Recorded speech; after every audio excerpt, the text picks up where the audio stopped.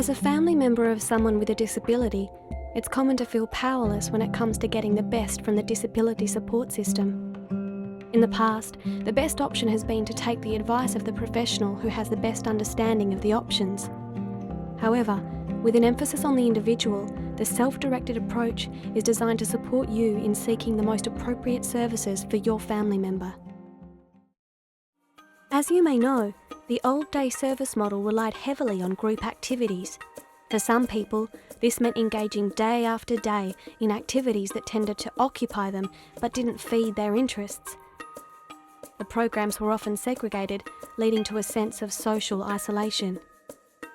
Now, agency-run day services are only one of the many options available, so individuals can choose to remain in their existing service or seek other opportunities.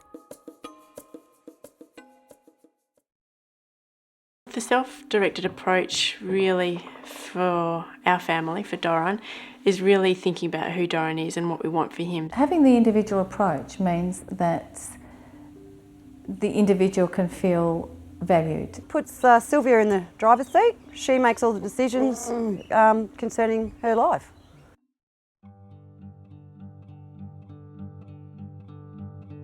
I've known Sylvia since 2004.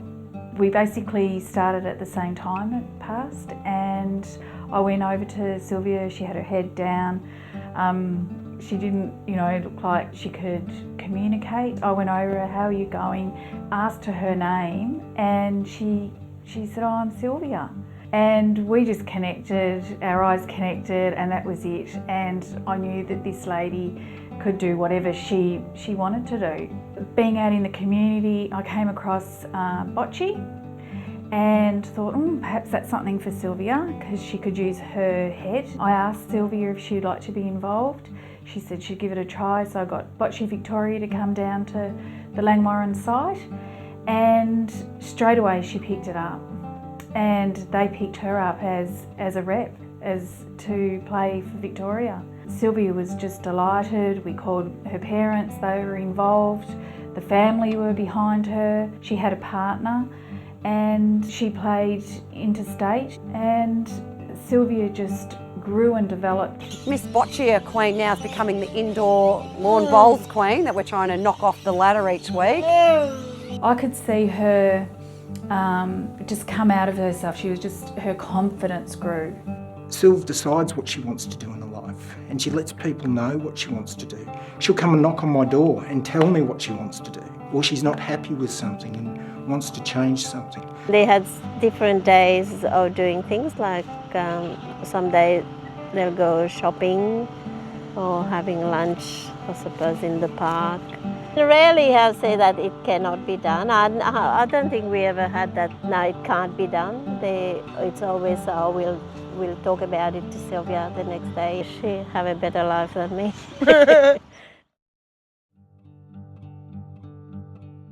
Having known Nicole for the time that I worked with her, for 4 years, it had been on my mind that she could live independently with some support. And at the time, I'd had boarders for years. I considered Nicole to live there independently, so I could be of support to her to a point, and she would get outreach support. I asked Nicole if she would like to do that, and she was in like Flynn, she wanted to do it. This is our kitchen where we cook our own meals, our own, my pantry, Kylie's pantry, Kylie's fridge. We do cooking in here with Sam and get our breakfast, make lunches. I've got my bedroom called the cave, so I'm right. Can sit in there, watch TV, have my whiskey and Johnny Walker, and I'm happy. When you're living on your own, you don't have to listen to anyone like a staff person telling you it's time for this, it's time to do that. How many times are you out with friends? How many friends you're with, and if you're going to be home soon, or what time and how long you're going to be away with the parents for.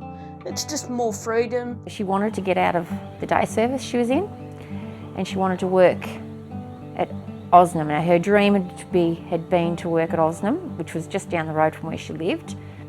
So I just listened to her, and I just took the steps to find out if it could, for a start, if Osnum would accept her, if she had the skills to work there, interview, and all that just fell into place for her.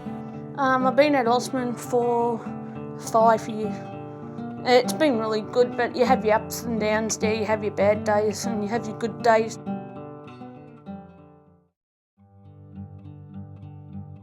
Now he's got a very fulfilling day program, so he gets up and he's doing a job. We've got a dog walking program, which I guess combines his need to have some kind of work and income generating. He walks 4 dogs at the moment. All their owners have really come to really appreciate the job that Doran does, like anybody else who would do a job for them.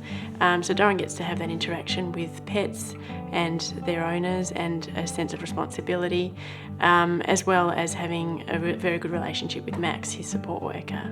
We go to the same coffee shop all the time, we've built up some relationships there, and we're also part of a local football club.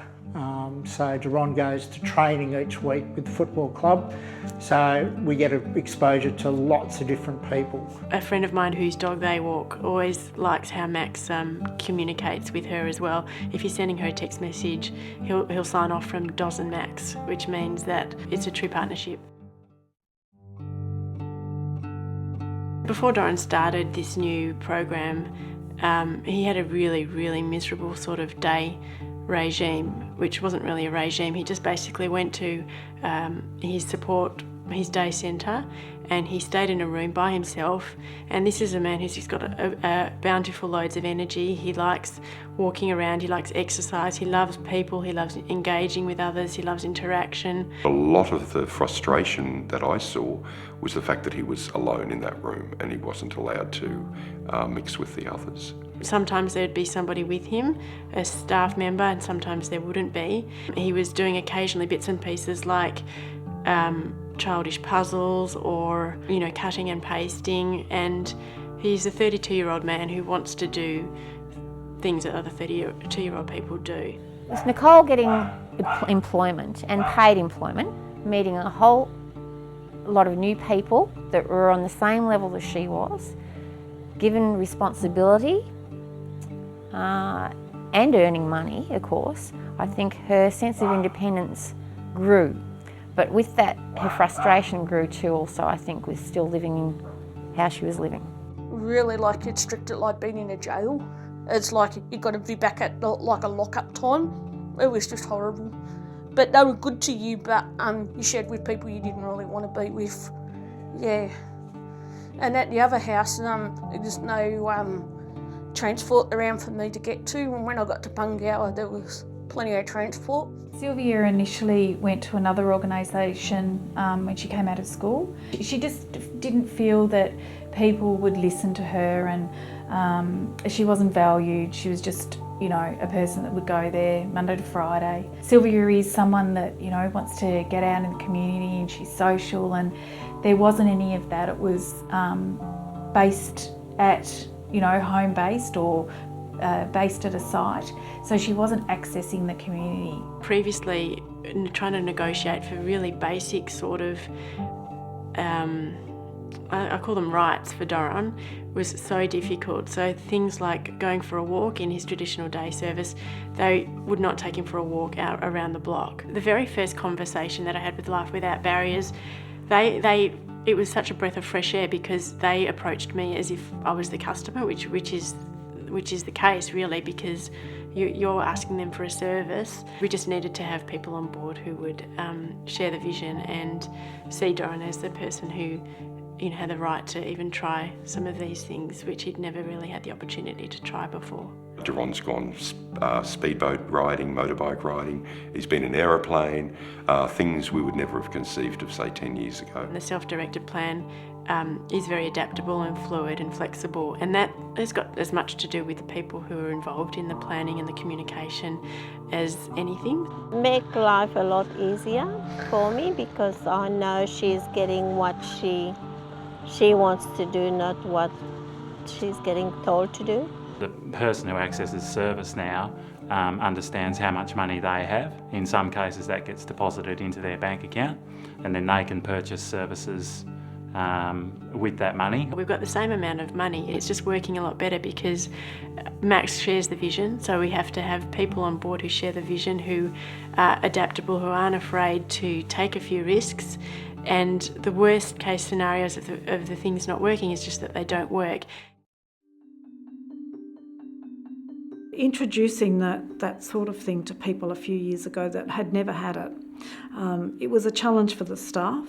It was certainly a challenge for the families to accept that was happening, that people were out and about in the community because they hadn't been. We've had some problems with parents ringing up and saying, what are you telling our children that they can do, because the impression is that they can do anything they like. But it's never been a challenge for the people themselves. They've all grown and had new experiences, learnt lots. At the end of the day, we want him to have as much autonomy over his life as possible. So choices about who he lives with, where he lives, and how his day-to-day and night-to-night structure is set up. So there's a lot of challenges from that perspective. I think the trick is to introduce change slowly. Like with any of us, we all need change to be introduced fairly slowly. And that's where planning comes into it, I think. You work out the bigger picture for the person in the longer term, the person-centred plan. This is what I would like my life to really look like in the longer term, 5 years down the track. And these are the steps I have to take to get there. The way self-directed approaches has affected Nicole's experience, I think, in accessing day services is really fundamental to the whole reason why we're looking to implement this change across the sector. It's better here because you don't have to listen to them and say, oh, can you have a shower now, it's lights out, it's time to, do this and do that. And you don't have to do that anymore. You can get up and do your own, cook your tea when you want, go to bed when you want. You can almost have a party. To see her growth has been really quite rewarding. I don't think even I saw the potential that she had, and she thrives on the success, I think. Sylvia can make her own mind what she wants to do, which I don't think Sylvia will have it any other way. Over the last few years, he's been able to let his personality shine through. He's got a great sense of humour. People like being around him, and he likes being around people, so he's able to engage better than he was previously. Every time you see that smile, you just know things are going okay. The fact that he can get out and experience life on a better level has just changed him in so many ways. He's grown immensely. The self-directed approach allows you to have a greater say in the way your family members' budget is spent. As the person that knows them best, it's important that you are part of the process of determining what they want and where they will thrive.